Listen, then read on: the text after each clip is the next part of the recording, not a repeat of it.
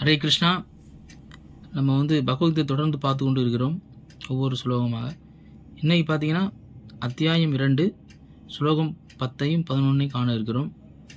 10ஆவது ஸ்லோகம் பகவான் சொல்லுகிறார், தம் வாச கிரிகேஷக பிரகன்சன்ன இவ பாரத சேனையோர் உவையோர் மத்தியே விசிதந்தம் இதம் வசக.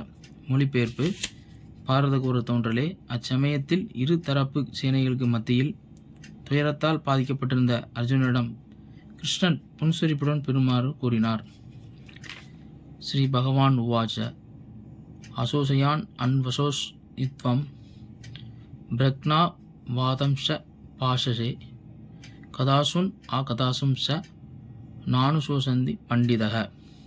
மொழிபெயர்ப்பு: புருஷோத்தமான முதல் கடவுள் கூறினார், அருவாளியைப் போல பேசும் அதே சமயத்தில் கவலைப்பட வேண்டாதற்காக நீ கவலைப்படுகிறாய்.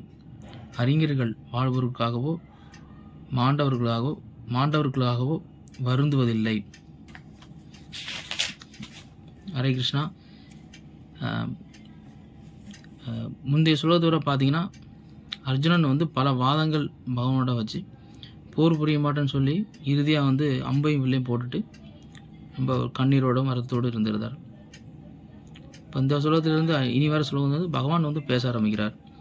அப்போ அந்த குழப்பமான சூழ்நிலையில் அர்ஜுனன் கிருஷ்ணா, எனக்கு என்ன பண்ணணும்னு தெரியல, எதை செய்யணும் செய்யக்கூடாது, நான் உங்களை குருவாக ஏற்றுக்கிறேன், நீங்கள் எனக்கு ஒரு சரியான வழிகாட்டுங்கன்னு சொல்லி பகவான்கிட்ட சரணடைகிறார். அப்போ பார்த்தீங்கன்னா இவ்வளோ நாள் நண்பர்களாக இருந்தாங்க. அர்ஜுனன் கிருஷ்ணா நண்பர் மாதிரி பழகிட்டு இருந்தாங்க. இப்போ குருவோட ஸ்தானத்தை பகவான் ஏற்கிறார். இயல்பாகவே பார்த்திங்கன்னா எல்லா உயிர்வாளிக்கும் பகவான் ஸ்ரீ கிருஷ்ணர் பரமாத்மாவோட எல்லா ஆத்மாவுக்கும் ஒரு உறவு இருக்குது. ஆனால் இந்த உலகத்தில் பார்த்திங்கன்னா நிரந்தரமற்று இருக்குது, இறந்த பிறகு முடிஞ்சு போயிடும். ஆனால் பகவானோட நிரந்தரமான நித்தியமான நம்மளுக்கு எல்லாத்துக்கும் சம்மந்தம் இருக்குது. அது எப்படின்னா, அர்ஜுனன் மாதிரி நண்பர்களாகவும், கோபியர் மாதிரி காதலியாகவும், யசோத மாதா அவங்கள மாதிரி பெற்றோராகவும், பசுக்கள் மரங்கள் மாதிரி சாந்தரசம், பகவான் தாசன் அப்படிங்கிற ஒரு நிலையிலிருந்து அவரோட தொண்டராக இருந்து நம்ம சேவை செய்யணும் அப்படிங்கிற ஒரு பாவத்தோட அந்த ஒரு மனநிலையில் நம்ம எல்லோருக்கும் ஏதோ ஒரு உறவு இருக்கிறது.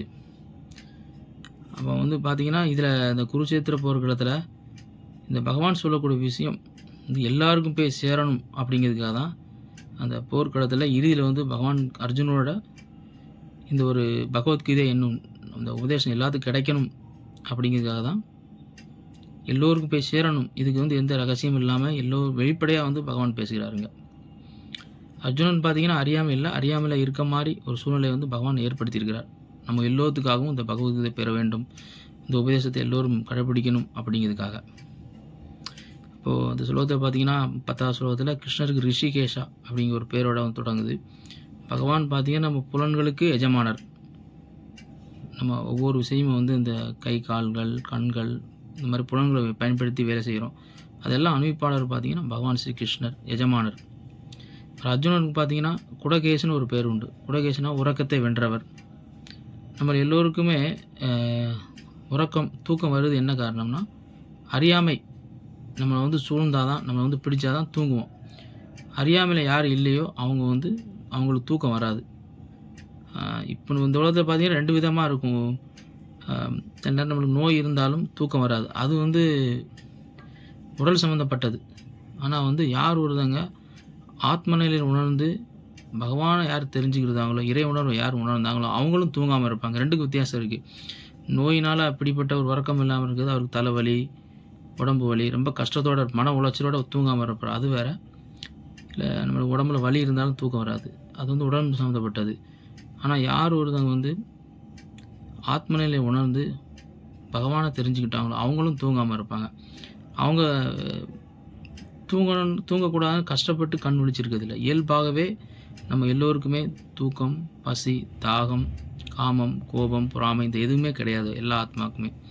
நம்ம எல்லோருமே நித்திய அறிவு, நித்திய ஆனந்தம், நித்தியமாக எப்போதுமே நிரந்தரமாக இருக்கக்கூடியவங்க. இதுதான் நம்மளோட ஒவ்வொரு ஆத்மாவோட சொரூப நிலை. அப்போ அவங்க அர்ஜுனன் பார்த்தீங்கன்னா குடகேசுங்க பேர் எப்படின்னா உறக்கத்தை வென்றவர். அவர் ஆல்ரெடி அறியாமையிலிருந்து விடுபட்டவர் தான்.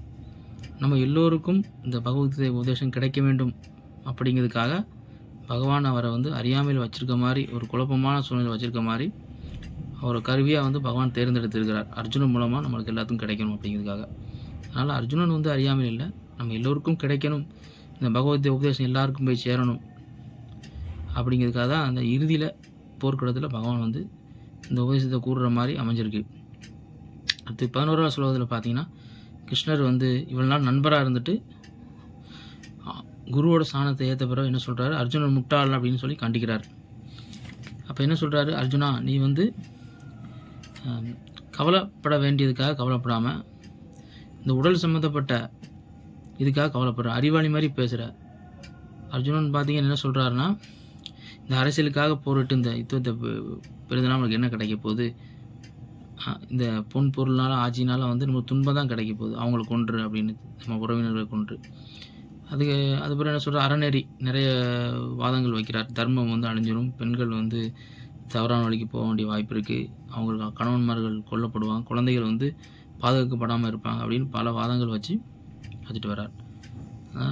பொருள் வழியில் தெய்வ திரு ஆசா பக்திவேதாந்த சுவாமி பிரபுபாதா என்ன சொல்கிறாருன்னா, இந்த உலக விஷயங்களோட உயர்ந்தது வந்து அறநெறி, புண்ணிய காரியங்கள், இந்த மாதிரி தர்மங்கள் எல்லாம். ஆனால் வந்து அதை விட உயர்ந்தது பார்த்திங்கன்னா ஆத்மா, பரமாத்மா, அதுக்கு பின்னாடி உள்ள ஆளுநர், இந்த ஜடம், இந்த உலகம், இந்த பிரபஞ்சம், இந்த இயற்கை, ஆத்மா, அதை ஆளக்கூடிய பகவான், இந்த மூணையும் பற்றி அறிவு வந்து யார்கிட்ட இருக்கோ இதுதான் இருக்கிறதுலே உயர்ந்த அறிவு, இது ஒரு முழுமை பெற்ற அறிவு அப்படின்னு சொல்கிறார். மற்ற இந்த அறநெறியை விட, புண்ணிய காரியங்களை விட உயர்ந்தது வந்து ஆத்மா நிலையை தெரிஞ்சுக்கிட்டு அவருக்கும் இந்த ஆத்மாவுக்கும் பரமாத்மாவுக்கும் உள்ள உறவை தெரிஞ்சுக்கிறது தான் வந்து மிக உயர்ந்த நிலை அப்படின்னு தேவதிரு ஆசா பக்திவேதாந்த சுவாமி பிரபுபாதா அவர்கள் இந்த பொருளில் வந்து ரொம்ப கூறுகிறார். மிக முக்கியமான ஒரு விஷயமா. இப்போ பின்னாடி வர ஸ்லோகம் எல்லாமே பார்த்திங்கன்னா பகவான் வந்து நம்ம ஆத்ம நிலையை பற்றியும் பரமாத்மா நிலையை பற்றியும் உயர்ந்த ஒரு நம்மளோட உணர்வை பற்றியும் இது வந்து தெளிவாக ஒவ்வொரு ஸ்லோகத்தை சொல்லிட்டு வர்றார். அப்போ நம்மளுக்கு ஒரு முழுமையான அறிவுன்னு பார்த்திங்கன்னா வெறும் இந்த உலக சார்ந்த படிப்பெல்லாம் பார்த்திங்கன்னா இயற்கை சார்ந்தது. ஒரு மிஷினை பற்றி படிக்கிறோம், இன்ஜினியரிங் படிச்சிங்கன்னா, டாக்டர் பார்த்தீங்கன்னா அந்த உடலை பற்றி தெரிஞ்சுக்கிறதாங்க, அவ்வளோ அந்த உடலுக்கு அப்பாற்பட்ட அந்த ஆத்மா பற்றி அவங்களுக்கு அறிவு கிடையாது. அது மாதிரி விஞ்ஞானிகள்லாம் பெரிய பெரிய விஞ்ஞானி கண்டுபிடிக்கிறாங்கன்னா அவங்க ஒரு அனுமானத்தில் தான் எதுனாலுமே ஒரு தீர்மானிக்கிறாங்க, இப்படி இருக்கலாம் அப்படி இருக்கலான்ட்டு. அதுக்கப்புறம் பார்த்திங்கன்னா இன்னொரு விஞ்ஞானி வந்து இவர் கண்டுபிடிச்சது தப்பு, இல்லைன்னா இதை விட இது உயர்ந்ததுன்னு சொல்லி அவரை முறியடித்து இன்னொரு அந்தந்த காலகட்டத்துக்கு ஏற்ற மாற்றி ஒவ்வொரு விஷயத்தை வந்து கண்டுபிடிச்சிட்டு இருக்காங்க. அது எல்லாமே பார்த்திங்கன்னா இந்த உலகம் சார்ந்தது, மாறக்கூடியது, நிரந்தரம் இல்லாதது. அந்தந்த காலகட்ட சூழ்நிலைக்கேற்ற வந்து அவங்க மாற்றி சொல்லிக்கிட்டு இருக்காங்க. ஆனால் பகவான் சொல்லக்கூடிய விஷயம் வந்து இப்போ பார்த்திங்கன்னா முன்னாடி இருந்த காலத்துலையும் சரி, இப்போவும் சரி, அடுத்து வரப்புற எத்தனை தலைமுறைக்கு அப்புறம் எத்தனை லட்சக்கணக்கான வருஷம் ஆனாலும் அவர் சொல்லக்கூடிய விஷயம் வந்து மாறாத ஒரு விஷயத்தை பற்றி சொல்கிறார் பகவான் வந்து.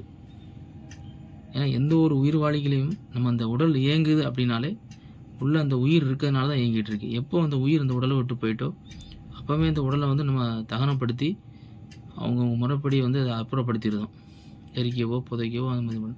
அந்த உயிர் இருக்க வரைக்கும் தான் இந்த உடலுக்கு வந்து நம்மளுக்கு வந்து ஒரு அர்த்தமுள்ள வாழ்க்கையாக இருக்குது. அதுக்கப்புறம் வந்து அது பிரயோஜனம் இல்லாத ஆயிடுது. அந்த ஆத்மா பற்றி, அந்த உயிர் தான் ஆத்மா, அந்த ஆத்மா பற்றி தெரிஞ்சுக்கோ அர்ஜுனா.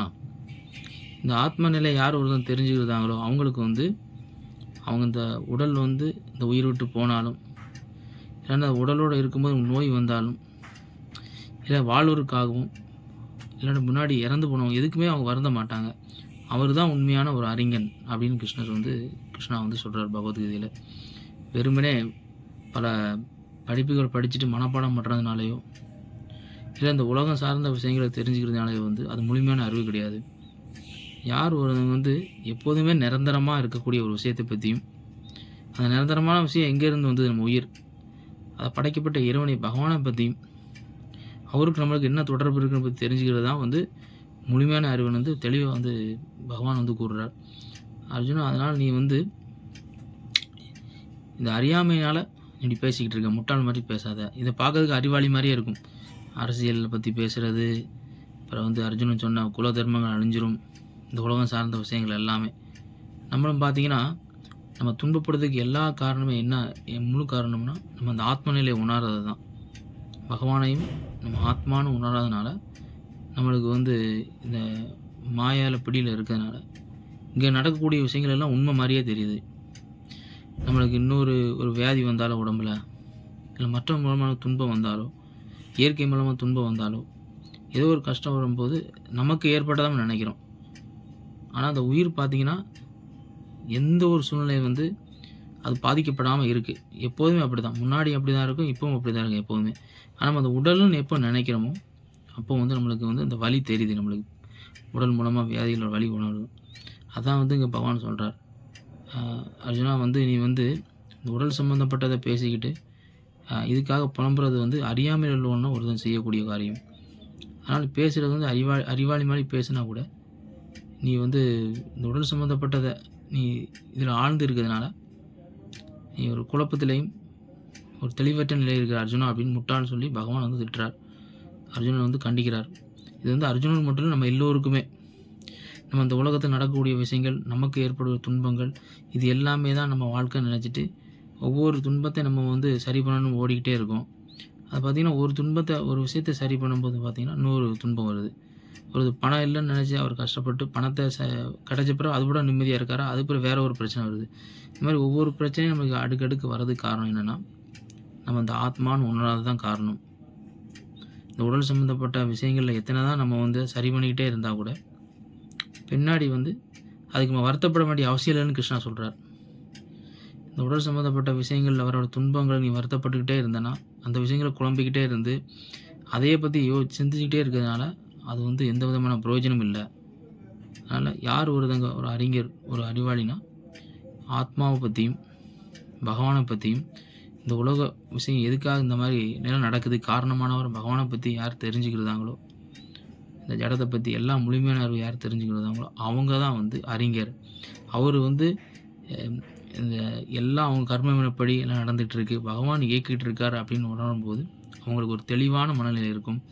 அவங்க எதுக்கு வேண்டியுமே வருந்த மாட்டாங்க, குழம்ப மாட்டாங்க. அவங்க ஒரு தெளிவான நிலையில அப்படின்னு சொல்லி பகவான் சொல்றத்துல வந்து அர்ஜுனர் வந்து அறிவுரை கூறுகிறார். அந்த மாரி அமைஞ்சிருக்கு. நம்ம நாளைக்கு வந்து அடுத்த ஸ்லோகத்த காணலாம். ஹரே கிருஷ்ணா.